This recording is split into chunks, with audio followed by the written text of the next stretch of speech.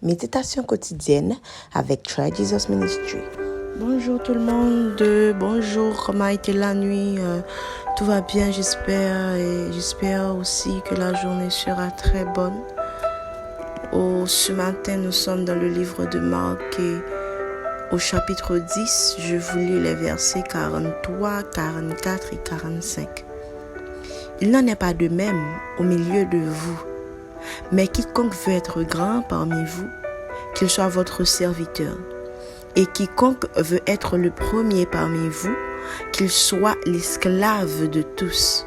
Car le Fils de l'homme est venu, non pour être servi, mais pour servir et donner sa vie comme la rançon de plusieurs.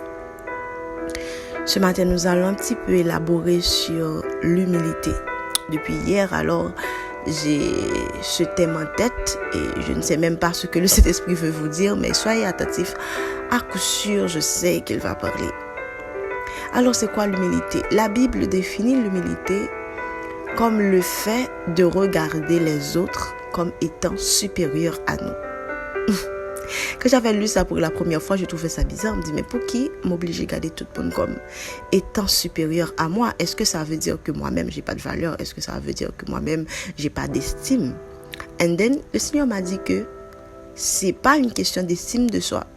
L'humilité n'enlève pas toute estime que tu as de toi-même. Mais l'humilité te fait considérer les autres à une place que toi-même, comme si, c'est pas que toi-même tu n'occupes pas, mais quand tu vois quelqu'un comme étant supérieur dans le sens précieux, tu as plus tendance à le servir qu'à attendre en soi qu'il te serve.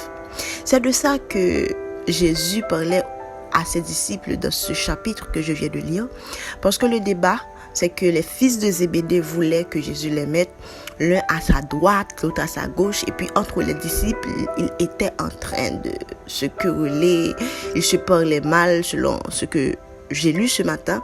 Et puis alors, Jésus leur dit non, dans mon royaume, ça ne se fait pas comme ça.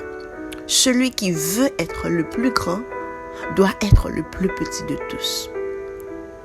Donc, qu'est-ce que le Seigneur veut nous apprendre? Seigneur, qu'est-ce que tu veux nous apprendre ce matin? Ce matin, le Seigneur veut que tout orgueil soit banni de votre vie. Le Seigneur veut que vous soyez simple. Le Seigneur veut surtout que quand vous voyez quelqu'un, vous voyez Dieu qui a mis son image en cette personne. Et quand vous servez quelqu'un, c'est pas la personne premièrement que vous servez, mais vous servez Dieu qui est en cette personne. Alors ce matin, le Seigneur vous incite à vous servir les uns les autres. Tu n'as rien de plus que quelqu'un que tu sers. Pourquoi tu ne pourrais pas servir quelqu'un si cette personne en a besoin, ou du moins si le Seigneur te demande de le faire?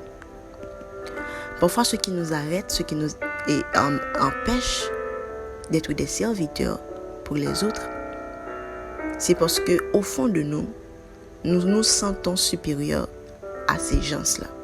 Alors ce matin, le Seigneur vous dit expressément que si tu veux être grand dans ce royaume, tu dois être le serviteur